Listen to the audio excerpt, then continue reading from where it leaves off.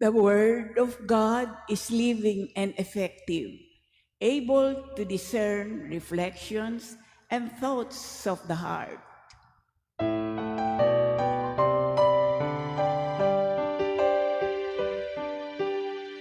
Alleluia, alleluia, alleluia. Alleluia, alleluia, alleluia. Alleluia, alleluia. The Lord be with you. And with your spirit. A reading from the Holy Gospel according to Saint Luke. Glory to you, O Lord.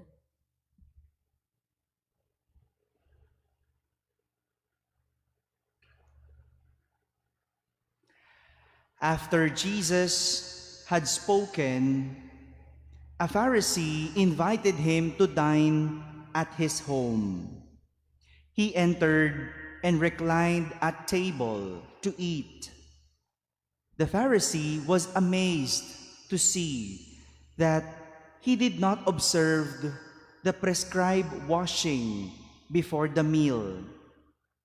The Lord said to him, "O you Pharisees, although you cleanse the outside of the cup and the dish, inside you are filled with plunder and evil. You fools! Did not the maker of the outside also make the inside? But as to what is within, give alms, and behold, everything will be clean for you." My friends, the Gospel of the Lord. Praise to you, Lord Jesus Christ. Good morning, my dear brothers and sisters. What matters to you the most? Ano ang pinakamahalaga sa inyo?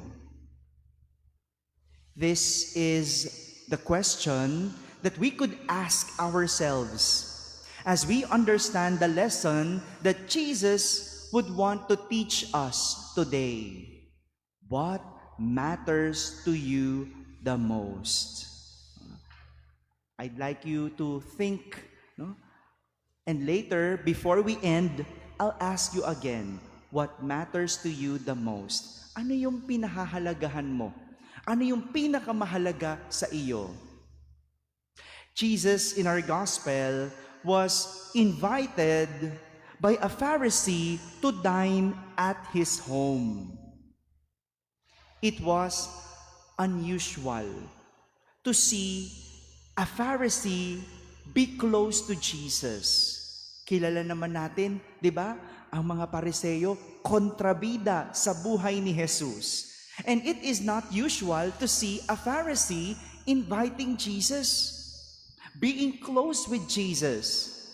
Isn't it only the close people to us that we are willing to welcome in our home and serve them? Hindi po ba? Ang pinapapasok mo lang sa bahay ninyo, yung taong kilala at malapit sa inyo, hindi na kayo nagpapapasok ng ibang tao.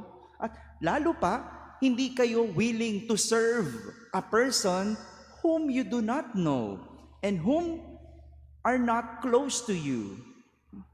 Well, I could not help but suspect that something was amiss with the Pharisee. Parang merong plano tong Pariseo. No?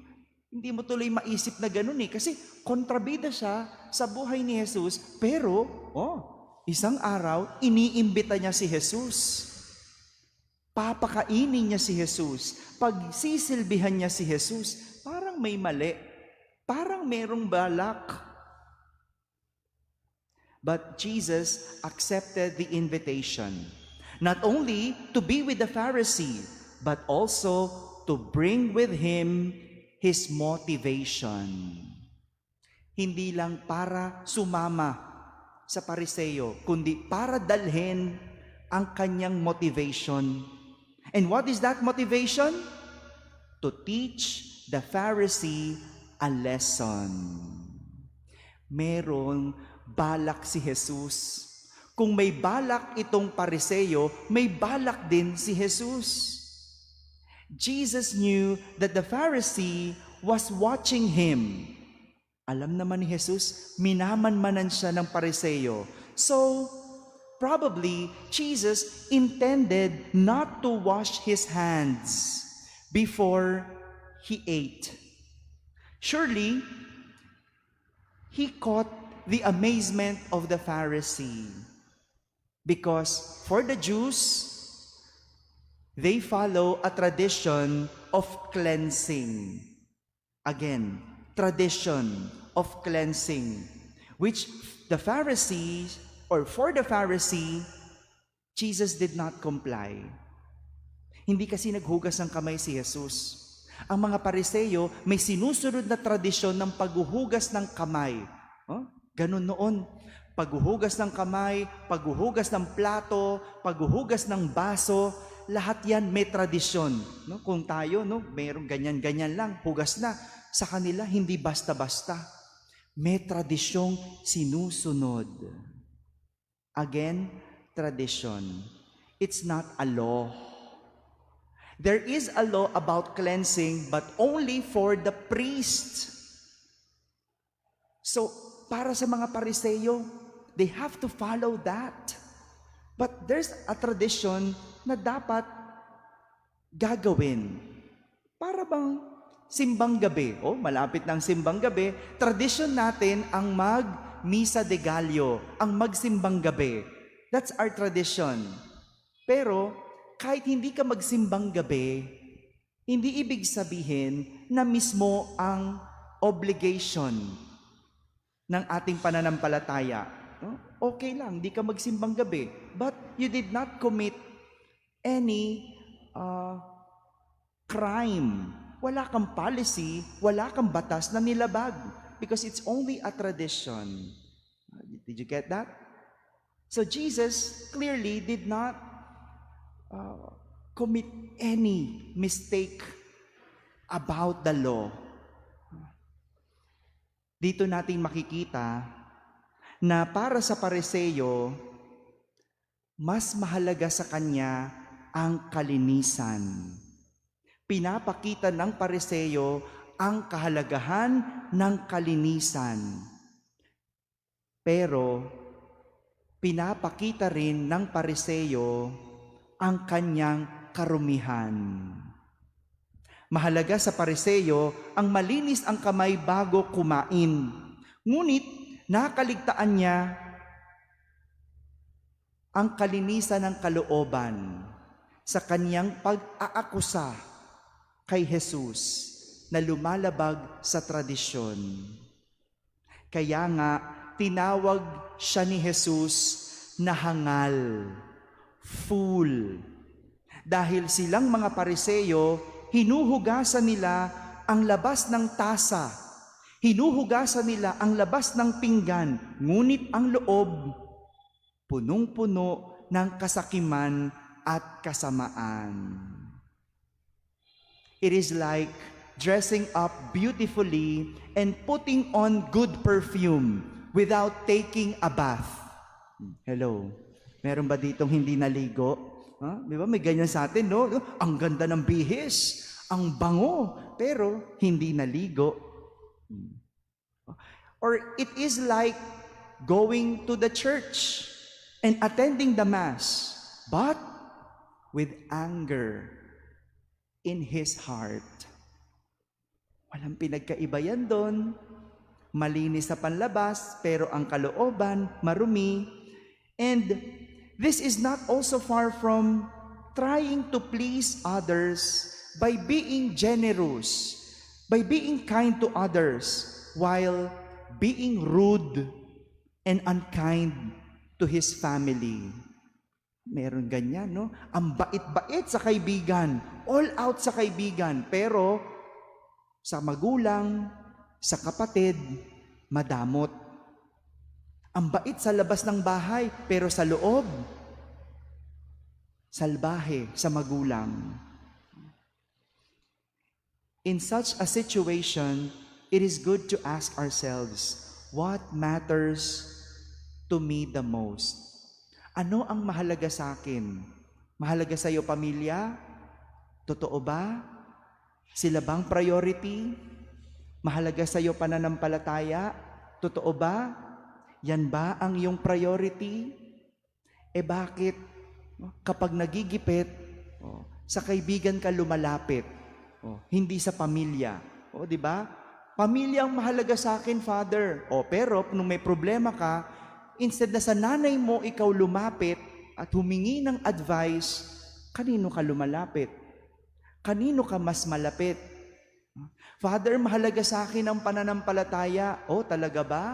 Bakit nung may outing, kayo ng pamilya, hindi ka nagsimba? Kasi Father, pwede naman online. Yan. Ganyan tayo eh. St. Paul, in our first reading, is telling us that not only in obeying the law that makes us righteous, but what important is a faith working through love. Hindi lamang sa pagsunod sa batas o kautusan tayo nagiging matuwid, kundi ang mahalaga ay ang isang pananampalatayang nakikita sa gawang udyok ng pag-ibig.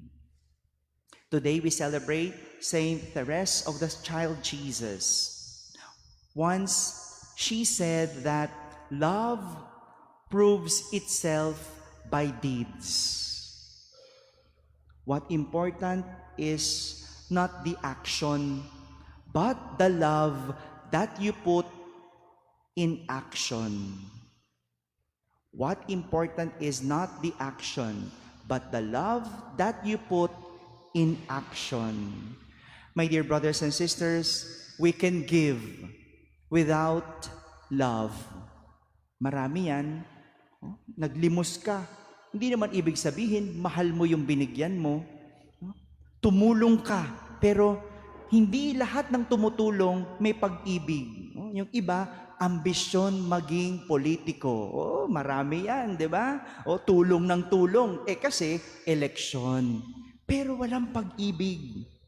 But we cannot love without giving and extending help. We can give without love. We can help without love. But we cannot love without giving and extending help. Pwede kang magbigay ng walang pag-ibig. Pwede kang tumulong ng hindi umiibig. Ngunit hindi ang umibig ng hindi nagiging mapagbigay at nagiging matulungin. Amen.